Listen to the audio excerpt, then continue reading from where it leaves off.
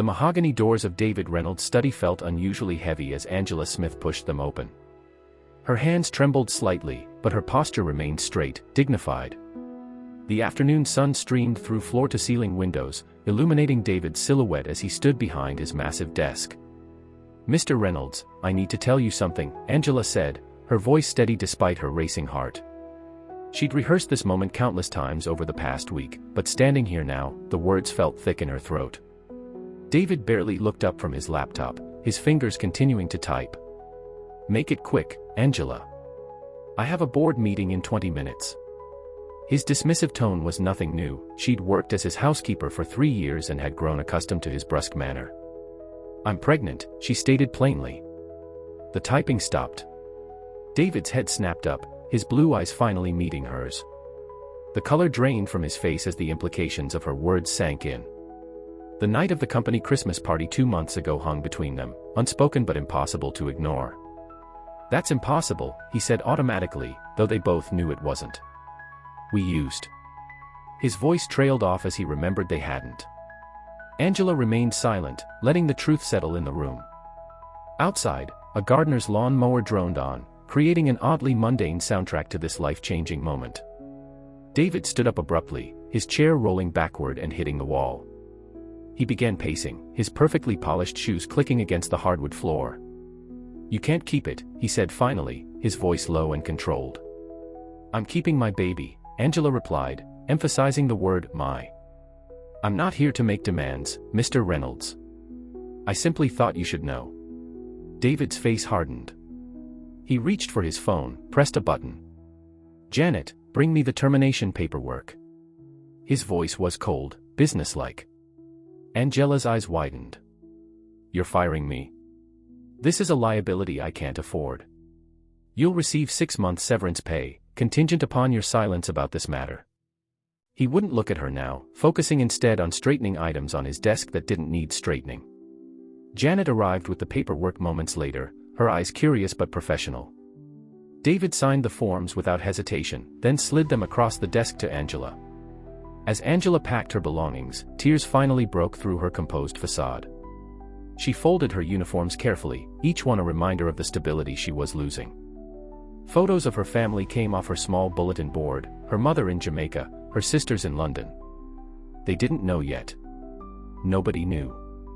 Later that evening, David attended the Metropolitan Museum's annual gala. He stood among New York's elite, champagne flute in hand, forcing smiles and making small talk about stock prices and real estate investments. But every time someone mentioned family or legacy, he felt a tightness in his chest. "When are you going to settle down, David?" Harrison Montgomery III asked, clapping him on the back. "Can't let the Reynolds empire end with you, old sport." David laughed mechanically, took another sip of champagne. Across the room, he caught his reflection in a mirror, successful, powerful, respected. But for the first time in his life, he didn't recognize the men staring back at him. The evening wore on, a blur of faces and forced conversations. Each time the ballroom doors opened, he half expected to see Angela walking in, ready to expose him. But she didn't come. He knew she wouldn't. Her dignity wouldn't allow it. As his driver took him home that night, David watched the city lights blur past his window. He had protected his reputation, his business, his carefully constructed world. But as his mansion came into view, empty and dark, he couldn't shake the feeling that he had just made the biggest mistake of his life.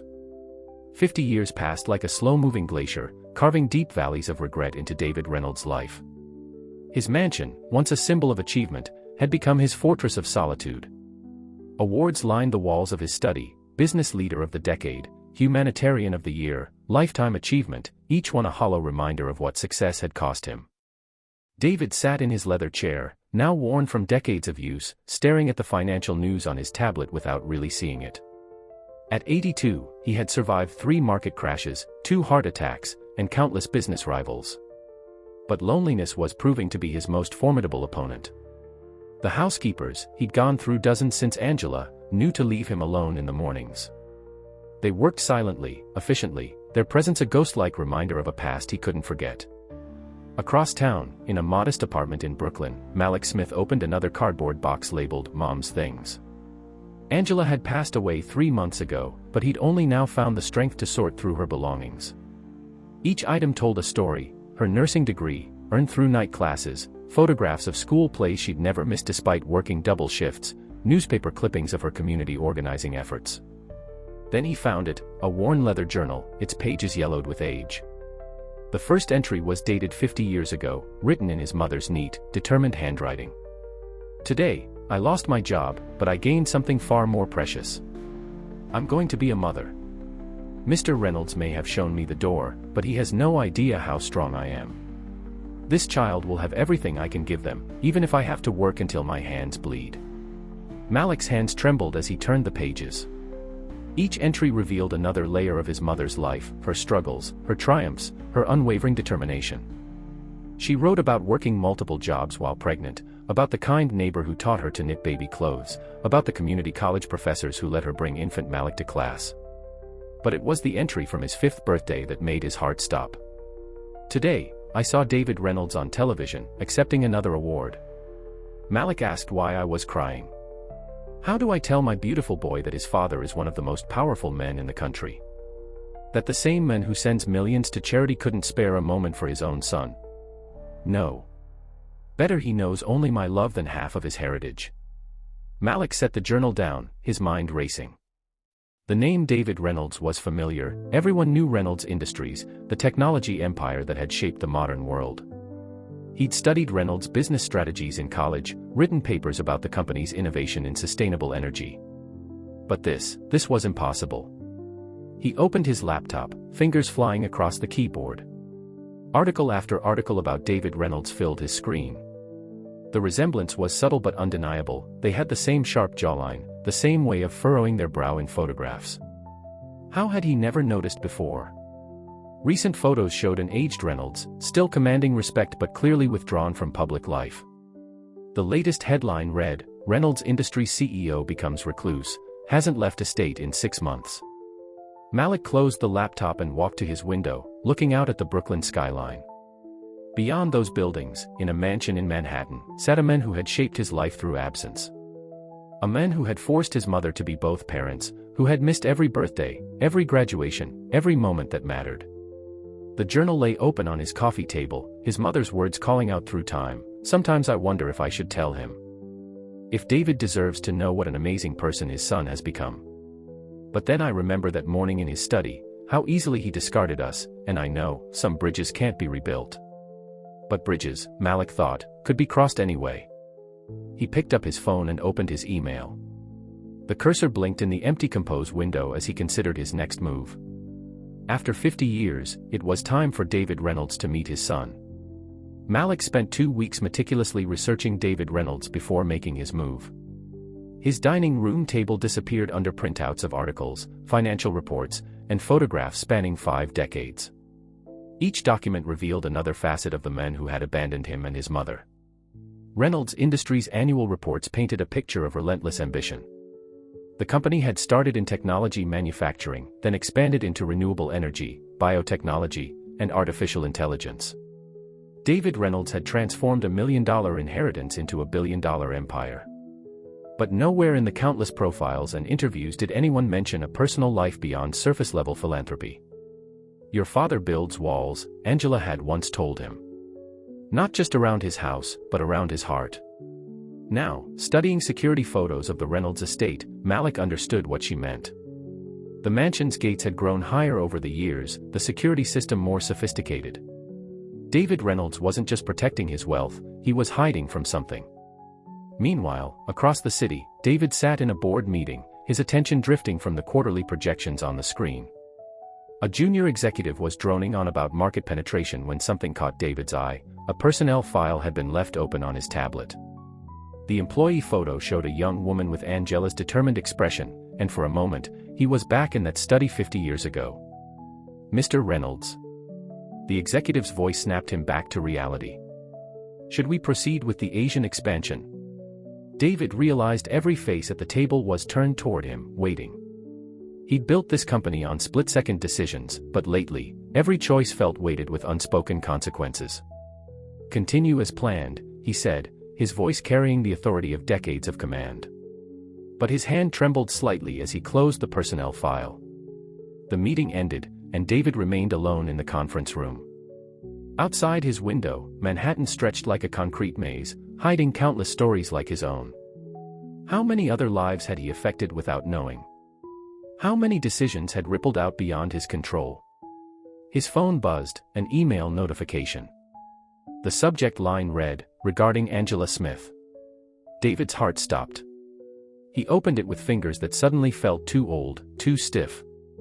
"Mr. Reynolds, my name is Malik Smith. I believe we need to talk about events that occurred 50 years ago. I'll be at your office tomorrow at 2 p.m. Regards, Malik Smith." Short. Direct. No room for evasion. David recognized the tone. It was how he wrote his own emails. The next day, Malik walked into Reynolds Industries headquarters wearing his best suit. The lobby's marble floors reflected his image back at him, tall, confident, successful in his own right. Security had been expecting him. "Mr. Reynolds will see you now," the guard said, leading him to a private elevator. David stood as Malik entered his office. For a moment, neither man spoke. They studied each other across 50 years of absence. David saw Angela's determination in Malik's stance, but the set of his jaw, the way he held himself, that was pure Reynolds. "You look like her," David said finally, his voice rougher than he intended. "I have your eyes," Malik replied. The words landed like stones in still water. David sank back into his chair. "How long have you known?" 3 weeks. I found Mom's journal after she died." Malik remained standing, unwilling to cede even this small advantage. "She never told me about you. Never asked you for anything. She worked 3 jobs to put me through school. Did you know that?" David's face paled. "Angela passed away." "Don't pretend to care now," Malik's voice cut through the air. "You had 50 years to care. 50 years to ask questions. To wonder about her. About me." "I did wonder," David whispered. "Every day. Wondering isn't enough." Malik's composure cracked. "You were building an empire while she was building a life for us. A real life, with love and sacrifice and..." He stopped, collecting himself. "I didn't come here for explanations or apologies. I came here because you should know that despite your best efforts to erase us, we existed. We thrived. And now you have to live with that knowledge just like we lived with your absence." David stood again, gripping his desk for support. "Malik, please." But Malik was already turning to leave. At the door, he paused. "Mom used to say that wealth doesn't make a man rich. Now I understand what she meant." The door closed behind him, leaving David alone with 50 years of unspoken words. 2 days after their first meeting, David couldn't sleep. His vast bedroom felt like a prison cell, every luxury a mockery of his failures. At 3 a.m., he did something he hadn't done in decades. He opened the hidden safe behind his bedroom's master painting. Inside lay a single envelope, yellowed with age, containing the termination papers he'd given Angela that day. His hand shook as he dialed Malik's number, found through his company's resources. To his surprise, Malik answered on the 3rd ring. "I need to tell you everything," David said, his voice rough with insomnia. "Not for forgiveness. For truth."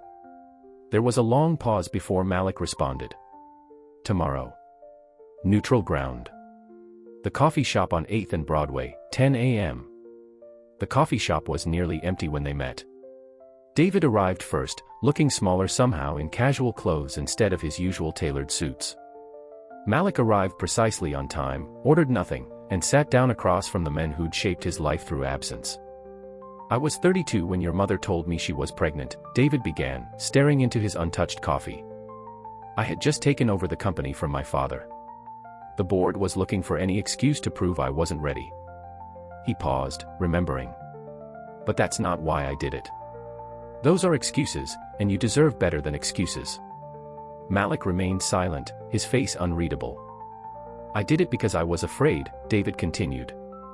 "Not of scandal or the board or losing money. I was afraid of becoming my father." His hands tightened around his coffee cup. Howard Reynolds was a brilliant businessman and a terrible father. He made sure I understood that love was weakness, that family was a liability. When Angela told me about you, all I could hear was his voice telling me I would fail you both. So you failed us first, Malik said, his voice cold. Got it over with quickly. Yes. David's admission hung in the air between them. I convinced myself it was better to stay away completely than to be the kind of father I'd had. I told myself Angela would find someone better, that you'd have a real family. He laughed bitterly. I didn't know she was strong enough to be both parents. I didn't know you'd become successful without a single advantage I could have given you. Mom made sure I understood the difference between advantages and privileges, Malik said. She taught me that respect is earned, not bought. David nodded slowly. She was right. But there's something else you should know. He hesitated, then forced himself to continue. The day I fired her, she wasn't the only one who knew about the pregnancy. My father's old board member, Richard Harrison, overheard our conversation. He came to me afterward with the termination papers already drawn up. Malik's expression changed slightly. You're saying you were pressured? No. David's response was immediate. I'm saying I was a coward who let others make my choices because it was easier than standing up for what was right. The board, Richard, my father's ghost, they all influenced me, but the choice was mine. I signed those papers. I let you both go. Malik stood abruptly, his chair scraping against the floor. I need time to process this. Of course, David said, still not looking up. But Malik, your mother should have told me what an extraordinary person you became. That's not a criticism of her choice. It's an acknowledgement of my loss. Malik paused at the door. Mom used to say that some people create their own prisons. I never understood what she meant until now.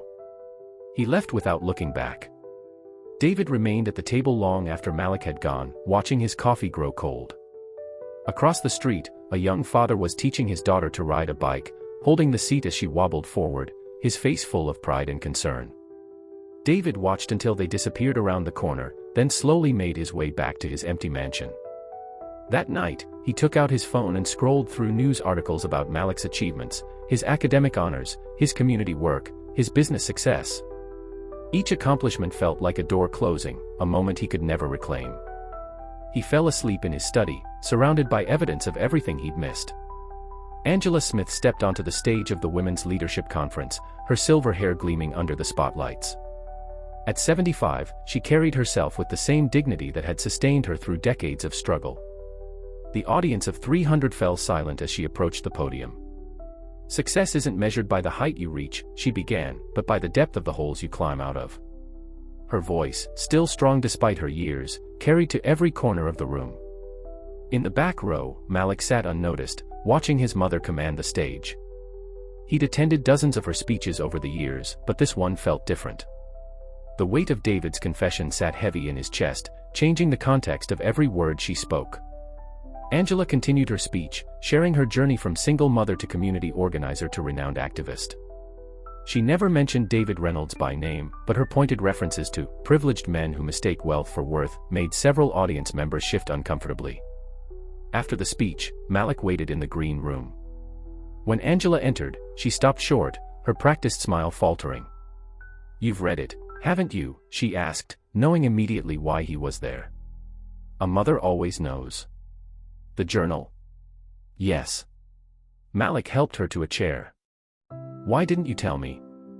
Angela took a moment to arrange her thoughts, smoothing her blazer with hands that had scrubbed floors and changed diapers and later signed legislation. At first, it was anger. I wanted to prove we didn't need him. Then, as you grew, it became protection. You were thriving, becoming your own person. Why burden you with his shadow? I met him, Malik said quietly. He told me about the day he fired you. About the board member who overheard. Angela's laugh was sharp. Richard Harrison. That man represented everything wrong with their world. He came to me afterward, you know. Offered me money to handle the situation. I told him I'd rather clean toilets than take his blood money. Her eyes flashed with old anger. And I did clean toilets, among other things. But every dollar I earned was clean. Mom. Malik began, but Angela raised her hand. Let me finish. David was weak, yes. But the system that gave him the power to discard us so easily, that's what I've spent my life fighting against. Every scholarship program I've established, every policy I've helped change, every single mother I've mentored, it all started with that day in his study. Malik leaned forward. He seems different now. Regretful. Regret is a luxury of the wealthy, Angela said firmly. The rest of us just live with our choices. She reached for her purse and pulled out a small photo album. But maybe it's time you saw these. The album contained photos Malik had never seen before. Angela, young and beautiful in her housekeeper's uniform, standing in front of the Reynolds mansion. Another of her with a group of staff members at what looked like a Christmas party. And one, stuck in the back, of a much younger David Reynolds actually smiling as Angela served him tea. There was kindness in him once, Angela said softly. Before fear and privilege corrupted it. That's why I allowed myself to. She trailed off, closing the album. Well, the past is the past. Is it? Malik asked. Because right now, it feels very present. Angela stood, straightening her jacket. The question isn't whether David Reynolds deserves forgiveness. The question is whether knowing him will add value to your life. I made my choice 50 years ago. Now you get to make yours. She hugged him then, and Malik noticed for the first time how small she'd become, how fragile her shoulders felt under his arms. Yet her spine remained straight, her dignity intact. Whatever you decide, she whispered, remember that you are not defined by his actions or my choices. You're defined by your own. As they left the conference center together, reporters called out to Angela, asking for comments on her latest advocacy project. She handled them with practiced ease, but Malik noticed she kept her hand on his arm, as if drawing strength from his presence. In the taxi home, Angela finally asked the question that had been weighing on her. Are you angry with me? For keeping this from you? Malik considered his answer carefully. I'm angry at the situation. At the world that made those choices seem necessary. But never at you, Mom. Never at you. The taxi rolled through streets that had witnessed their struggle, past buildings where Angela had cleaned offices at night while Malik slept in the break room. Every block held a memory of sacrifice and survival. You know, Angela said as they neared home, sometimes the strongest thing you can do is forgive. Not for them, but for yourself. Malik nodded, understanding that she wasn't just talking about David anymore. David stood at his office window, watching a news segment about Angela Smith's latest speech play on mute. The years had been kind to her, she carried herself with the confidence of someone who had won her battles fairly. The caption identified her as, leading social justice advocate, community rights pioneer.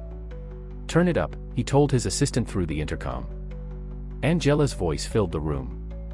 We're announcing the formation of the New Beginnings Foundation, she was saying. Dedicated to supporting single parents in pursuing their education and career goals. No one should have to choose between their children and their dreams. David sank into his chair, recognition hitting him like a physical blow. He'd spent decades hiding from his choices while Angela had transformed hers into a movement. Later that evening, he called Harrison Montgomery, his oldest remaining friend from the early days. They met at the Manhattan Club, where the leather chairs had absorbed 30 years of corporate secrets. I need to talk about Angela Smith, David said without preamble. Harrison's drink paused halfway to his lips. After all these years, I thought we agreed that matter was settled. Nothing was settled. It was buried. There's a difference. David leaned forward. Did you know she became an activist? That she's helped thousands of single parents get education, housing, jobs. David, Harrison's voice carried a warning. Some stones are better left unturned. My son found me, David continued, watching Harrison's face carefully. Malik. He's brilliant, successful, everything a father could. His voice cracked. Everything I had no right to hope for. Harrison set his drink down carefully. The board made the right decision back then. Your father would have agreed. My father was wrong about a lot of things. David pulled out his phone, showing Harrison a photo of Malik from a business magazine. Look at him. Really look. He did all this without my money, my connections, my name. He did it with nothing but Angela's determination and his own talent. "What exactly are you planning to do?" Harrison asked, his tone suspicious. "Make it right. Or try to." David stood. "Starting with supporting Angela's foundation. The board won't like that. Questions will be asked. The board doesn't control me anymore. Hasn't for years." David straightened his jacket. "I've spent 50 years being a coward. Time to be something else." Back home, he found himself drawn to his home office. He'd avoided this room lately, too many ghosts. But tonight, he walked straight to his desk and opened his laptop. Malik's email from their first contact was still in his inbox. He began to type. "Malik, I've seen your mother's foundation announcement. I want to help, not for recognition or redemption, but because it's right. The choice is yours. I can donate anonymously or publicly. Either way, the money comes with no strings attached. David." While waiting for a response, David immersed himself in research. He read every article about Angela's activism, every interview she'd given. In her words, he found echoes of the young woman who had stood in his study 50 years ago, straight-backed and dignified despite her fear. He was still reading when Malik's response arrived near midnight. "Meeting tomorrow. 9 a.m. Bring the foundation proposal." That night, David dreamed of the Christmas party where everything had changed. In reality, he'd spent it networking with board members. But in the dream, he was dancing with Angela, laughing at her jokes, planning a future. He woke with tears on his face. The next morning, his driver noticed the difference immediately. Instead of the usual financial reports, David was reading Angela's journal. Malik had sent him photographs of certain pages. One entry struck him particularly hard. Today Malik asked why some kids have dads and he doesn't. "I told him some people aren't ready to be fathers. But the truth is, some men aren't brave enough to be the people they could be. I pray every day that Malik will be braver than his father." David closed the journal, his hands trembling. Through his tinted car windows, he watched the city wake up, street vendors setting up, students rushing to class, parents walking children to school. A world of ordinary courage he'd never fully understood until now. He clutched his briefcase containing the foundation proposal. It wasn't just money, it was a comprehensive plan for educational support, housing assistance, and job training. Everything he should have offered 50 years ago, multiplied by thousands. "We're here, sir," his driver announced. David stepped out into the morning sun, ready to face whatever judgment awaited him. It was time to be brave. The conference room of the New Beginnings Foundation's temporary office buzzed with nervous energy. Angela sat at one end of the table, Malik at her right hand, while David occupied a chair near the middle, close enough to participate, far enough to acknowledge his tentative position. "The proposal is comprehensive," Malik said, spreading out the documents. "Full scholarships for single parents, childcare subsidies, housing assistance, and job placement programs. The funding would help thousands." Angela studied the papers without touching them, as if they might burn her fingers. "And what does Reynolds Industries want in return?" "Board seats. Naming rights." "Nothing," David replied. "The money comes with no conditions. You'll maintain full control of the foundation's direction and operations." "Money without control." Angela's laugh was sharp. "That's new for you, David." Malik intervened before the tension could escalate. "Mom, we need to consider the impact. With this level of funding, we could expand nationwide within a year. We've managed without his help for 50 years, Angela reminded him. Built everything from scratch. And how many others could we help from having a stronger foundation now?" Malik countered. He turned to David. "The funding is generous, but we need more than money. We need your influence, your corporate connections for job placements." David leaned forward. "Whatever you need. I'll open any door." "Doors shouldn't need opening," Angela said quietly. "They shouldn't be closed in the first place." The meeting continued for hours. They discussed budgets, programs, implementation strategies. David watched Angela and Malik work together, their shared mannerisms, their natural rhythm, the shorthand of decades spent as a team. Every gesture reminded him of what he'd missed. After the meeting, Malik caught up with David in the parking lot. She'll come around. The foundation means everything to her. I know, David replied. I've read every article, every interview. She's extraordinary, Malik. You both are. This isn't absolution, Malik warned. Working together doesn't erase the past. I'm not looking for absolution. Just a chance to do something right. Back inside, Angela was staring out the window at David's departing car. He's trying to buy his way back into our lives, she said as Malik returned. Maybe, Malik admitted. Or maybe he's finally trying to be the man he should have been 50 years ago. People don't change, Malik. They just get better at hiding who they are. You don't believe that, Malik challenged. Your whole life's work is based on the belief that people can change, grow, improve. Angela turned to face him. Why are you defending him? I'm not defending him.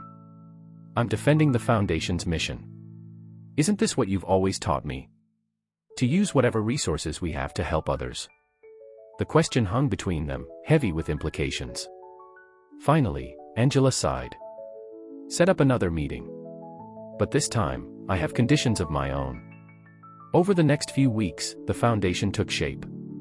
David attended every meeting, quietly accepting Angela's cutting remarks and Malik's professional distance.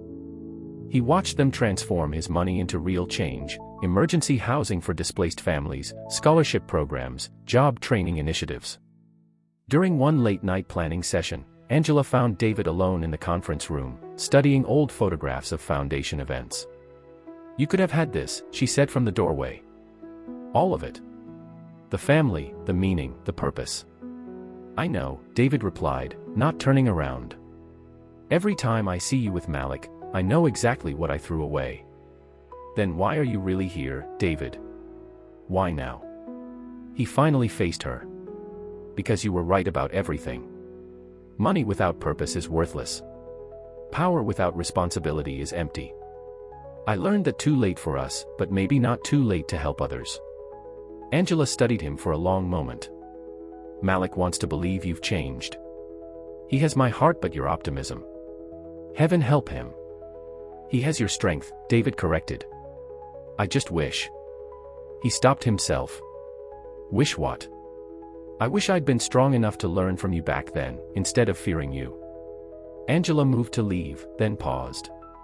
The foundation's first major fundraiser is next month. Public event, press coverage. If you're serious about this, about helping, you'll need to stand up and be counted. No hiding behind anonymous donations. I'll be there, David promised. We'll see, Angela replied. We'll see what kind of courage you really have when the questions start coming. After she left, David sat alone in the darkening room, surrounded by evidence of the life Angela and Malik had built without him. On the wall hung the foundation's mission statement, everyone deserves a chance to rewrite their story. He hoped it applied to him too. The New Beginnings Foundation's first major fundraiser transformed the Plaza Hotel's ballroom into a showcase of possibility. Success stories lined the walls, photographs of single parents graduating college, moving into their first homes, starting businesses. At the center of it all stood Angela Smith, commanding attention in a royal blue suit, while Malik worked the room with practiced ease. David arrived early, his donation check heavy in his pocket. The amount, $50 million, felt simultaneously enormous and inadequate. How do you put a price on 50 years of absence? Reporters began arriving, their presence making David's collar feel tight. Angela had insisted on a press conference before the main event. No hiding, she'd said. No smooth corporate statements or carefully crafted press releases. Mr. Reynolds, a young reporter from the Times, called out. Is it true that Angela Smith used to work as your housekeeper? Yes, David answered, his voice steady. Miss Smith worked for me 50 years ago. And you fired her? Another reporter pressed. David felt Malik's eyes on him from across the room. Yes. I fired her when she informed me she was pregnant. It was the worst decision of my life. The room fell silent. Then erupted. Are you saying Malik Smith is your son? Did you know about the pregnancy when you fired her? Was there a settlement? Why come forward now? Angela stepped to the microphone, her presence immediately commanding silence. Let me be clear, she said. I never asked David Reynolds for anything. Not money, not recognition, not support. I raised my son alone, worked multiple jobs, put myself through school, and built a life we're proud of. This foundation isn't about the past. It's about ensuring other single parents don't face the same obstacles I did. A reporter raised her hand. Ms. Smith, why accept his involvement now? Because this foundation isn't about me, or Mr. Reynolds, or even my son. It's about the thousands of parents out there who need support. If David Reynolds wants to help right a systemic wrong, I won't let our personal history stand in the way of that mission. David stepped forward. I want to add something. He pulled out his prepared statement, then pocketed it. For 50 years, I've watched from a distance as Angela Smith transformed her pain into purpose. She took the worst thing I ever did and used it to help thousands of others. I'm not here to claim credit or seek forgiveness. I'm here because she and Malik showed me what real success looks like, and it's not about money or power. It's about making a difference. The headlines the next day were predictably sensational. Tech billionaire's secret son revealed, fired housekeeper becomes social justice icon, Reynolds heir discovered after 50 years. Reynolds' industry stock took a hit. Conservative pundits criticized David for caving to social justice warriors. Liberal commentators questioned the sincerity of his involvement.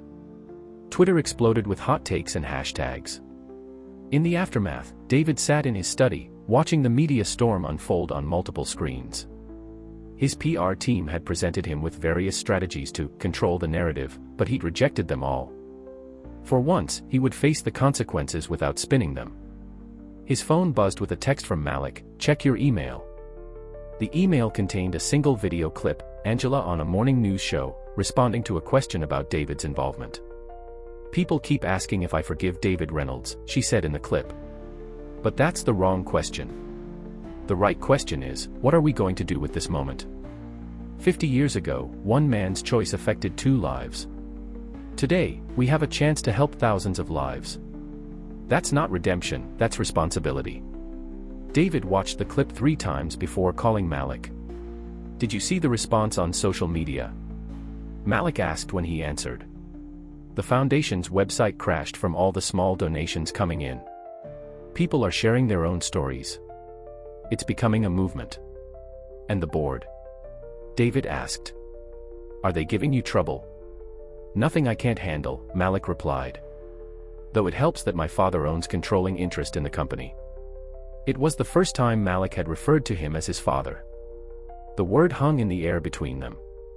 "The foundation's going to need a dedicated legal team," David said finally. "And a PR strategy that stays true to Angela's vision." "Already working on it," Malik answered. "Mom's got a list of demands longer than my arm." "Still want to help?" "Yes," David said without hesitation. "Whatever it takes." The media storm would continue, but something had shifted. The truth, finally spoken aloud, had opened a door none of them could close again. 3 weeks after the fundraiser, David arrived at his office to find Angela waiting in his reception area.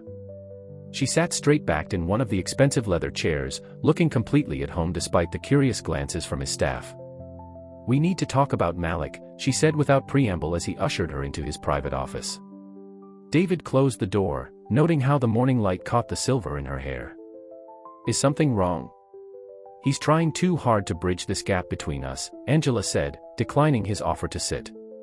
"Yesterday, he suggested we all have dinner together. Like some kind of family." The word made them both flinch.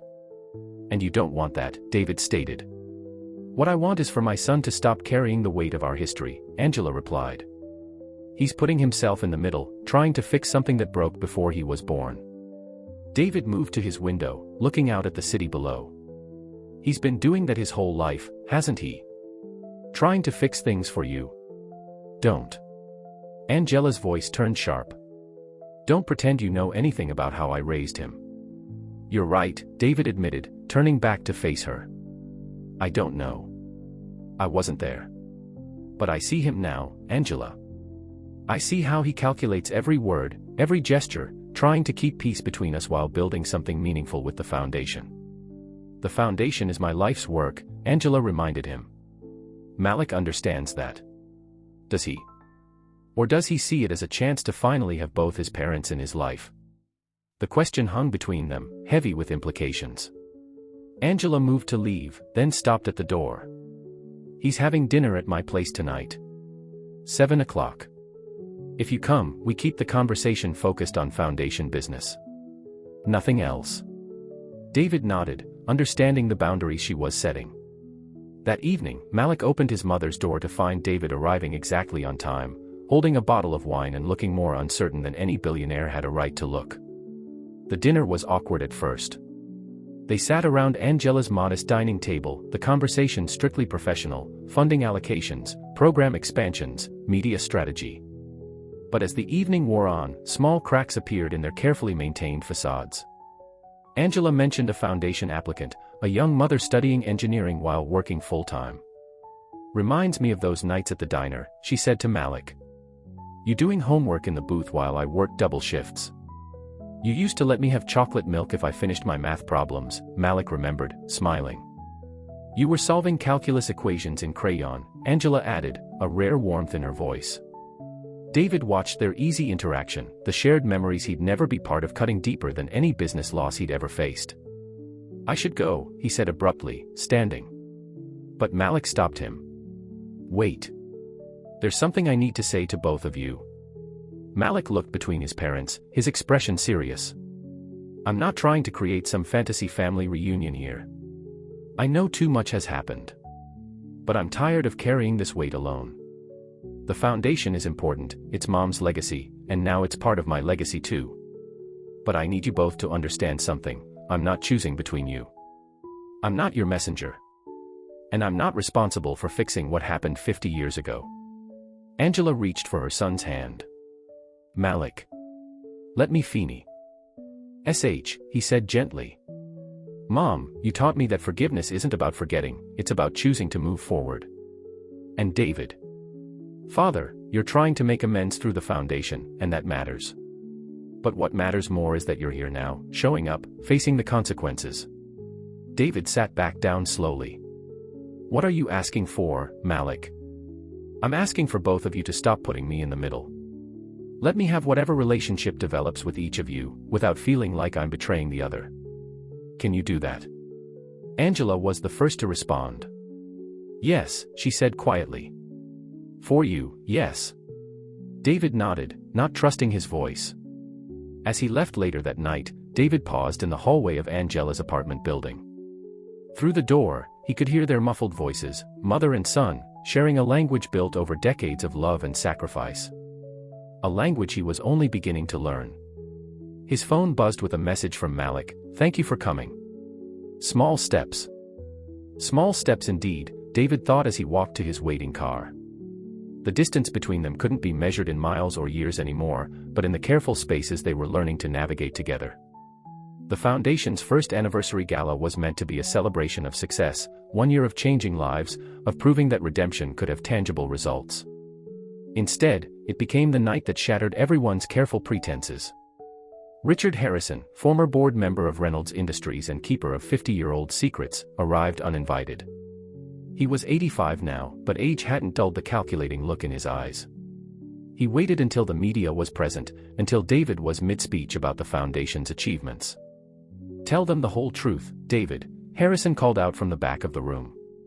"Tell them how you weren't the only one who made decisions that day." The room fell silent. David gripped the podium, his knuckles white. Angela, seated in the front row beside Malik, went completely still. Harrison moved forward, each step deliberate. "You see, Miss Smith, David wasn't the only one who knew about your pregnancy. The entire board knew. We had you followed, investigated. We saw the potential scandal, the threat to the company's image. Richard," David warned, but Harrison continued. "We gave David a choice, fire you quietly with severance, or we'd make sure you never worked in the city again. We had the power to blacklist you, to destroy any chance you had of supporting your child." Malik stood slowly. "You're saying my father was coerced?" "Coerced?" Harrison laughed. "No, boy. We offered him protection. The same protection his father had used dozens of times before. The Reynolds family has a history of indiscretions. We just cleaned them up. Angela's voice cut through the murmurs. You're lying. Am I? Harrison pulled out an old envelope. These are the board meeting minutes from that day. Complete with signatures. David wasn't just protecting himself, he was protecting a family legacy of covering up inconvenient truths. David stepped down from the podium, moving toward Harrison. I made my choice that day. No one else is responsible. Noble of you, Harrison sneered. But too late.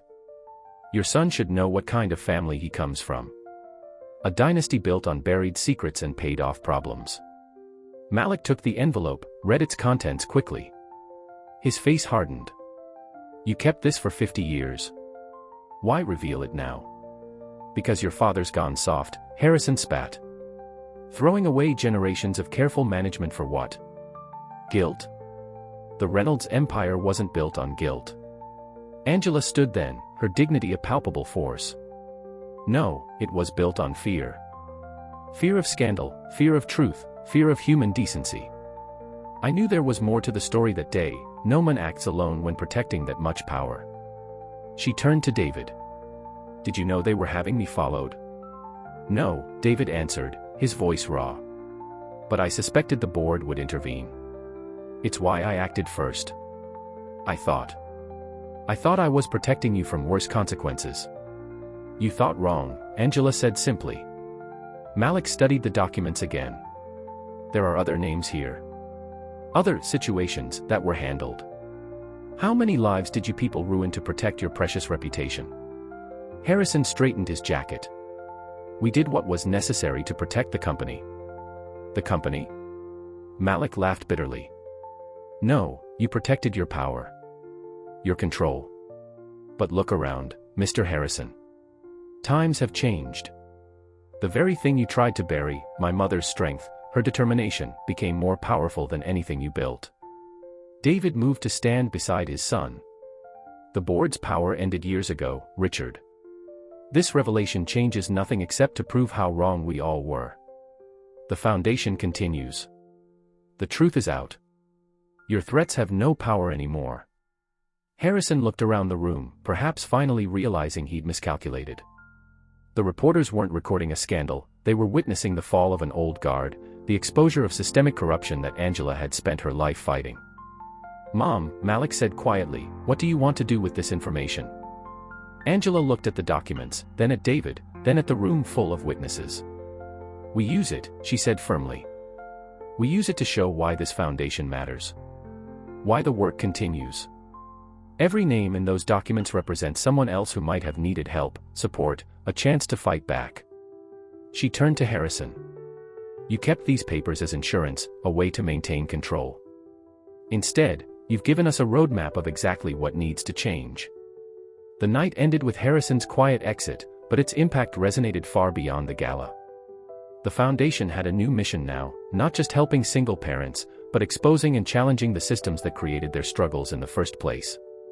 David, Angela, and Malik stood together as the last guests left, united not by forgiveness or forgotten pain, but by a shared purpose that transcended their personal history. Well, Malik said, I guess some family legacies are worth breaking. Angela squeezed his hand.